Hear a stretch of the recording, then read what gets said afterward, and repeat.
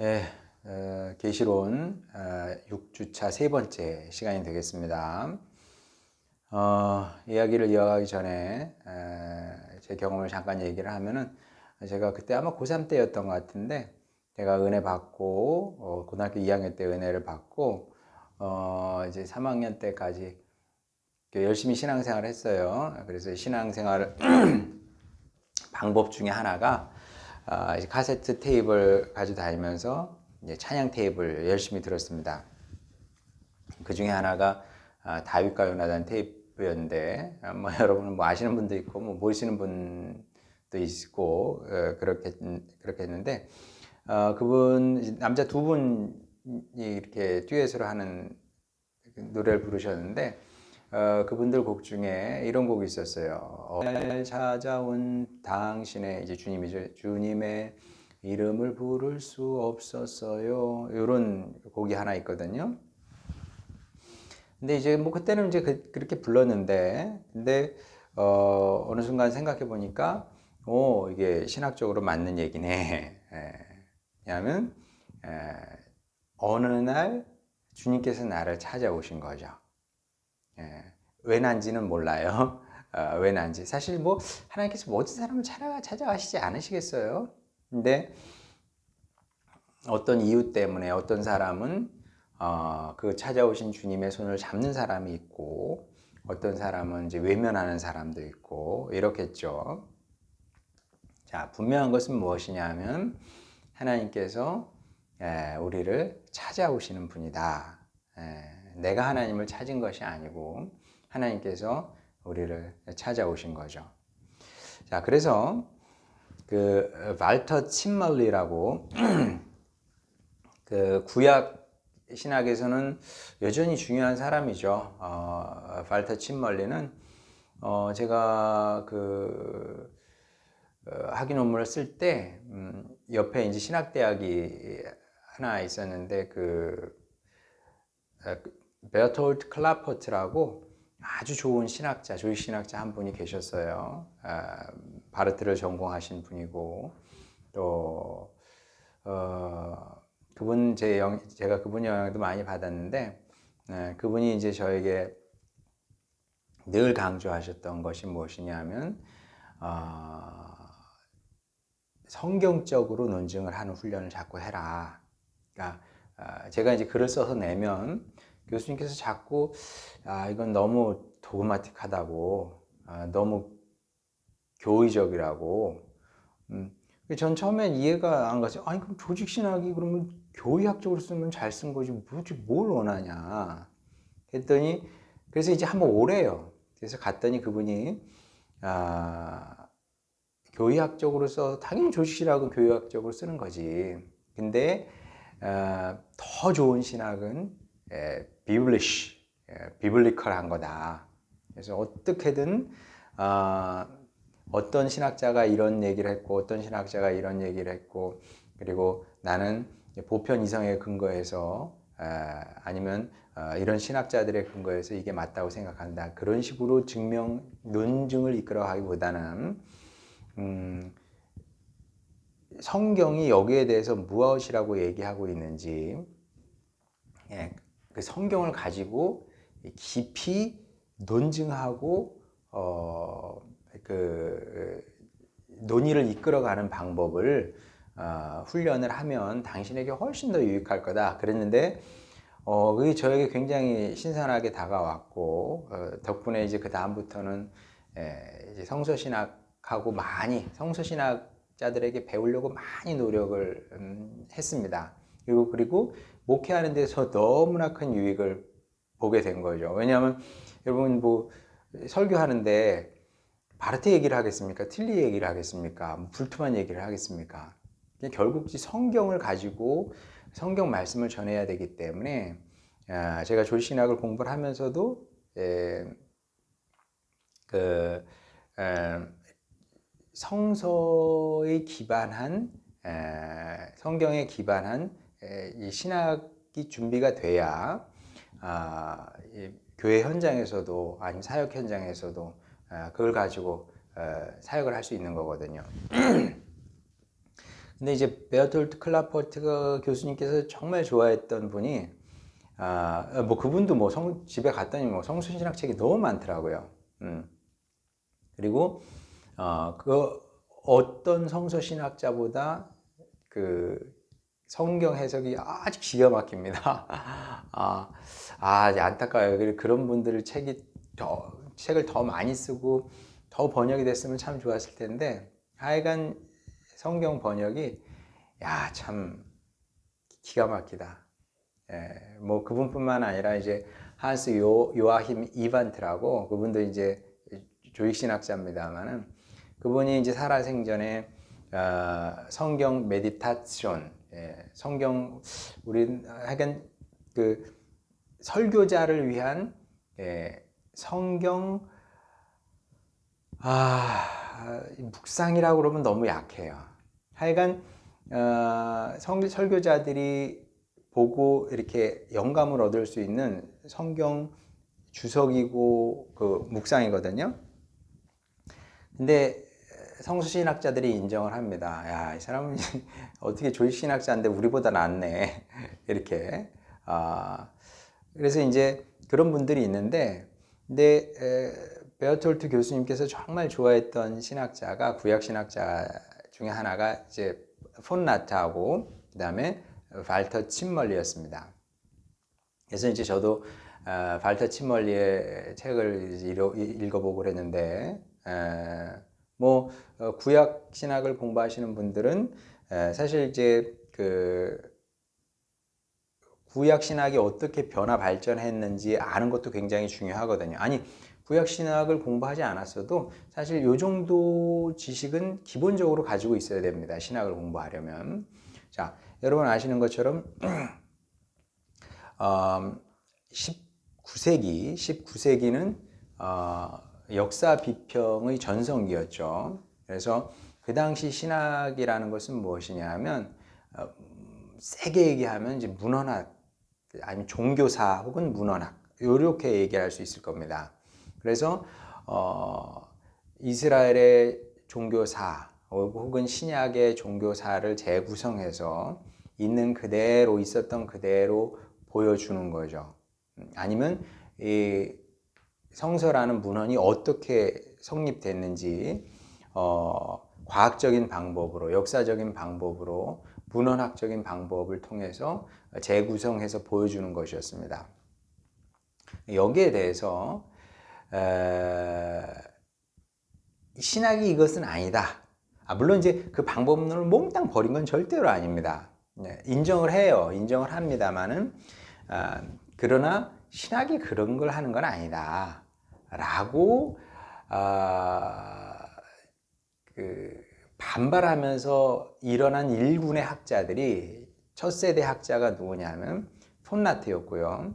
그리고 폰나트와 함께 이 발터 침멀리가 정말 다 망가진 신학을, 특히 구약계에서 이렇게 일으켜 세운 아주 그 첫 세대, 굉장히 중요한 인물이었다. 그러면서 이제 사실 나중에 미국에서 예일 대학에서 브레바드 차일즈가 비블리컬 티올로지를 하게 되거든요. 우리가 아는 이제 정경 비판이라는 거.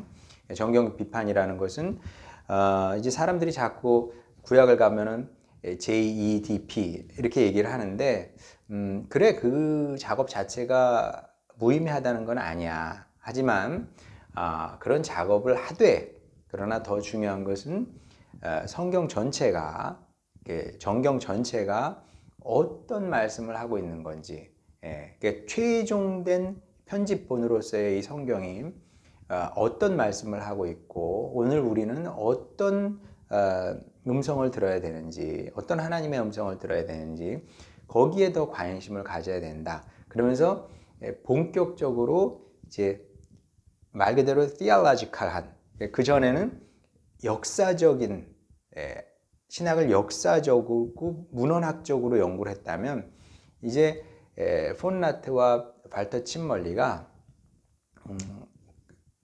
신학은 문헌학일 수 없고, 그런 요소가 있죠. 역사적인 요소가 있죠. 그러나 신학적으로 해야 된다. 그렇게 이제 물을 틀은 겁니다. 구약 신학의 이 방향을 흐름을 틀어버린 거죠. 이게 굉장히 중요한 사람인데 이런 발터 침멀리가 그 하나님의 계시에 대해서 얘기를 하면서 발터 침멀리는 계시 이런 명사적 용어를 그닥 좋아하지 않았습니다. 이 구약 신학자들은 대부분 그래요. 구약 신학자들은 성경을 구약 성경을 읽어보게 되면 구약 성경은 이제 거칠게 얘기하면 명사적이지 않다는 거죠. 명사적인 특성은 그리스 철학이 명사적이에요. 예, 그래서 거기에는 다 명사를 다루거든요. 예, 존재 아니면 덕 아니면은 뭐 사람 영혼 뭐 이런 것들 이 물질 명사적인 것들 굉장히 강조하고 로고스 이런 것도 굉장히 강조하고 다 거기가 명사를 강조하잖아요. 그런데 성경 보게 되면 특히 구약 성경 같은 경우는 어떤 이렇게 명제적인 걸 그렇게 좋아하지 않습니다. 창세기만 봐도 하나님께서 뭐 에덴 동산에서 이렇게 거늘기도 하시고 하나님은 말씀을 하시는 분이고 또 사람이 또 거기에 하나님의 말씀에 대응하면 거기에 또 반응하시는 분이기도 하고 그래서 기본적으로 구약 성서학자들은 구약의 이야기들이 명사적인 특성을 가졌다기보다는 동사적인 특성을 가졌다. 그리고 그렇기 때문에 어떤 하나님의 계시도 어떤 문장으로 하나님은 이런 분이다 이렇게 말하기가 이제 어렵다는 거죠. 오히려 느낌적인 차원이 강한 겁니다. 그러니까 여러분도 예를 들어서 어머니 그러면 이제 뭐 내가 어떤 어머니를 갖고 있냐에 따라서 굉장히 다르겠습니다만은 우리 엄마 이렇게 생각을 하게 되면 어머니를 이념으로 생각하는 사람은 없어요. 적어도 제가 아는 한 그냥 어머니는 늘 이렇게 뭐랄까 느낌으로 존재하죠. 내가 받은 사랑이라든지 어머니께서 나에게 보여주신 헌신이라든지 그런 것을 삶이 곧 동사니까 산다는 거 아니에요. 산다. 삶이 동사인 거지 뭐 어떻게 삶이 어떻게 삶이라는 단어는 명사이지만 그걸 어떻게 개념으로 정의하기는 어려운 거거든요. 그래서 이제 성서 신학자들은 하나님께서 그렇게 역사 속에서 일하시고 행동하시고 구체적으로 말씀하시고 그래서 어떻게 카테고리 형식으로 명제적인 형식으로 하나님의 계시를 이렇게 정의하기는 어렵다 이렇게 본 거죠. 그래서 이제 발터 침멀리 같은 경우도 하나님의 계시라는 말보다는 ansprechen Gottes 하나님의 말 걸기 이런 표현을 자주 쓰는 걸 보게 됩니다. 이제 발터 침멀리만 그런 것이 아니고요. 구약 신학 책들을 읽어보게 되면 구약 성서학자들의 책을 읽어보게 되면 이런 표현을 굉장히 많이 하는 것을 보게 됩니다. 예, 하나님의 계시라고 제목은 붙여요. 그러나 계시는 이거다. 그래서 이렇게 명제적인 문장으로 구약 학자들이 글을 쓰는 경우는 거의 보지 못했습니다. 침멀리 같은 경우도 하나님의 계시는 곧 하나님의 말 걸기다. 저는 이 말을 참 좋아해요. 하나님의 말 걸기. 그러니까 발터 침멀리가 볼 때는 하나님의 계시는 곧 우리에게 말 걸어오시는 하나님인 거죠. 그리고 이제 성경을 보게 되면 이제 하나님께서 실제로 아브라함에게 말을 걸어오셨고 또 이삭에게 말을 거셨고 야곱에게 모세에게 사무엘에게 예레미야에게 이사야에게 말을 거셨던 것을 보게 됩니다. 또 저에게도 말을 거셨고 여러분에게도 말을 거셨죠. 근데 이제 지금은 우리가 몰라요. 지금은 모르는데 나중에 천국 가게 되면 하나님께서 우리에게 말 거시기까지 얼마나 많은 준비 시간이 필요했는지 그것도 알게 될 겁니다. 그러니까 우리는 그러니까 저 같은 경우는 고등학교 2학년 때 실존적인 위기에 처한 거 아닙니까? 그래서 하나님의 말 걸어오심에 응답할 수밖에 없었죠. 그때는 그걸 몰랐던 거예요. 그냥 막연히 삶이 어렵구나. 나는 뭘 해야 되는지, 무엇을 위해 살아야 되는지, 이렇게 살아가지고는 아무것도 안 될 것 같고, 부모님께 실망만 시켜드릴 것 같고, 뭐 등등 이런 무서움만 있었지. 이게 하나님께서 저를 만나 주시기 위한 준비 과정이라고 생각은 이제 못했던 거죠. 근데 하나님께서 우리를 만나시기 위해서 그냥 어느 날 갑자기 뜬금없이 우리 만날까 뭐 이렇게 된 게 아니고요. 다 준비 과정이 있었던 겁니다. 그러면서 하나님께서 우리에게 말을 걸어오셨고 우리는 거기에 다양한 방식으로 이제 응답을 한 거죠. 다행히도. 이제 다윗과 요나단도 보게 되면 뭐 그 노래 또 제가 잘 들었던 노래 중에 한 구절이 이렇습니다. 거절할 수 없어 외면할 수 없어 그분의 그분의 두 손을 잡았었고 그분의 두 손을 잡았었고 이렇게 되거든요. 거기에 주님께서 자기에게 절망하고 좌절한 자기에게 인생에 실패한 것처럼 느껴지는 자기에게 손을 내미셨는데 거절할 수 없고 외면할 수 없어서 그냥 잡았대요. 근데 그것이 그의 삶에 축복이 되었고 구원의 길이 되었고 나중에서야 그게 큰 은혜였다는 것을 알게 됐더라. 뭐 이제 그런 노래죠. 근데 하여간 사람은 다양한 겁니다. 뭐 이렇게 손을 잡든 저렇게 손을 잡든 주님께서 먼저 말을 걸어오셨고 우리는 그 주님의 은혜의 손을 붙잡은 거죠. 몰라요. 그 전에 얼마나 우리가 거절하고 거부했을지도 모르겠는데 그래서 저는 이거를 전형적인 사랑의 사건이다 이렇게 생각을 합니다. 그러니까 이제 하나님의 오심은 계시죠. 하나님의 오심은 이거는 전형적인 청춘 남녀의 사랑 이야기와 이게 그냥 동일한 거죠. 동일하다고 생각을 합니다. 왜냐하면 뭐 여러분은 어땠는지 모르겠는데 여러분 뭐 결혼하신 분도 있고 안 하신 분도 있습니다만은 뭐 결혼할 때는 뭐 연애 결혼을 할 수도 있고 뭐 저처럼 뭐 이렇게 누가 소개해서 이렇게 그 결혼하는 수도 있습니다만은 연애 결혼을 했다는 것은 무엇이냐면 누군가 먼저 다가간 사람이 있다는 거죠. 왜? 저 사람이 마음에 들거든. 마음에 드니까 먼저 접근을 해서 이야기를 거는 겁니다. 이야기를 걸어서 어떻게든 엮어보려고 하는 거죠. 근데 하나님도 다르지 않은 것이 우리를 향해 말 거심은 그렇게 하나님은 이미 우리를 알고 계시는데 우리는 하나님을 알지 못하잖아요. 그래서 사랑할 수가 없는 겁니다. 하나님께서 당신을 보이심으로 말미암아 우리와 함께 사랑의 관계를 만들고 이야기를 엮어가고자 하시는 하나님의 뜻이었던 거죠.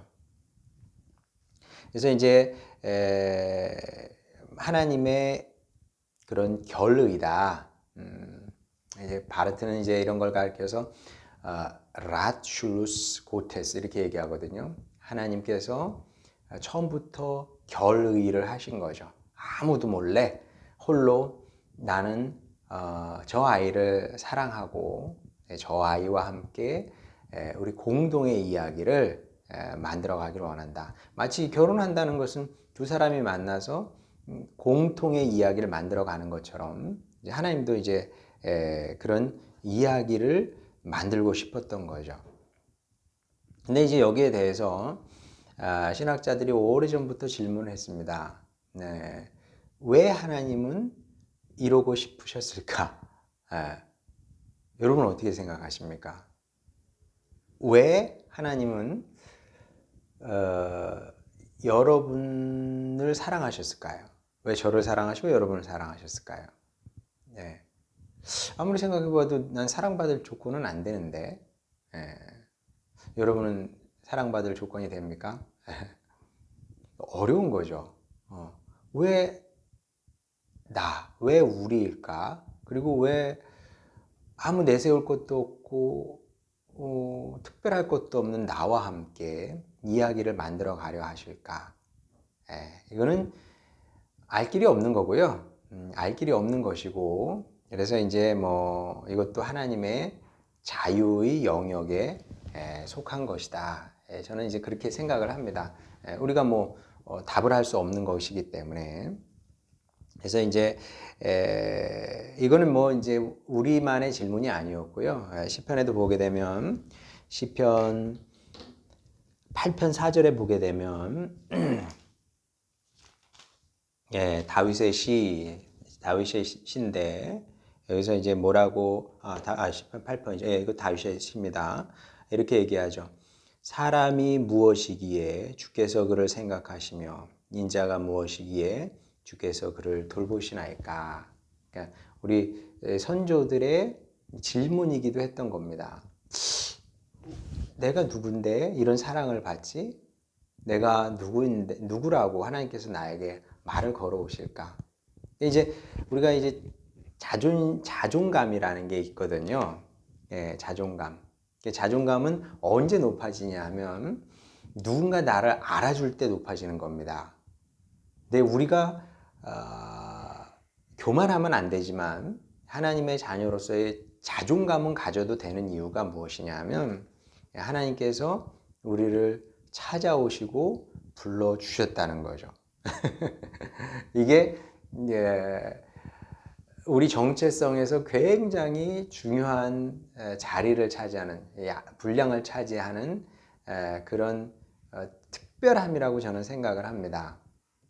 그래서 이제 우리가 원래 아무것도 아닌데, 저는 이제 이런 부분을 생각할 때마다 김춘수 씨의 이제 시 꽃이 생각이 나는데, 뭐 한번 제가 읊어보죠. 내가 그의 이름을 불러주기 전에는 그는 다만 하나의 몸짓에 지나지 않았다.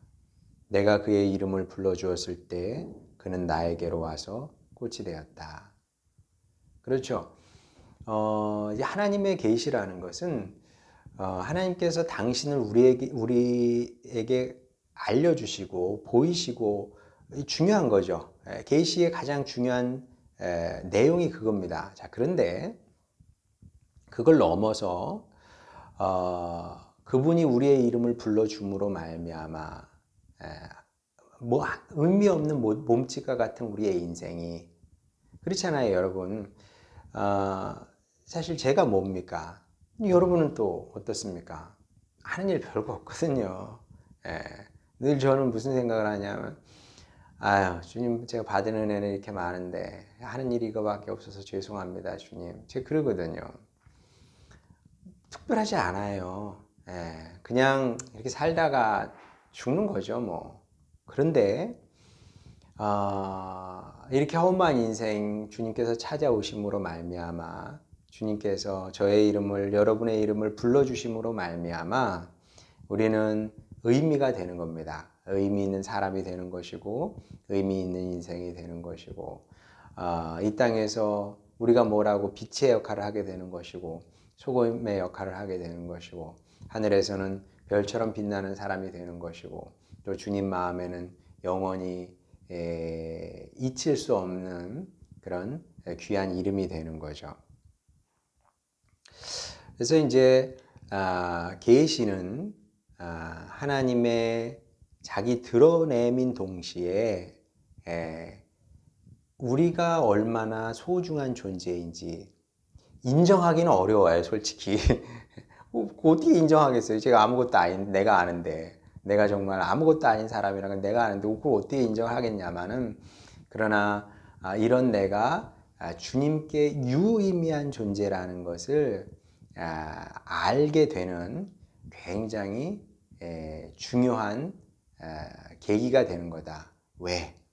영원하신 하나님께서 우리를 사랑해서 말을 걸어 오셨기 때문에, 그 이유 하나 때문에 그렇다는 거죠.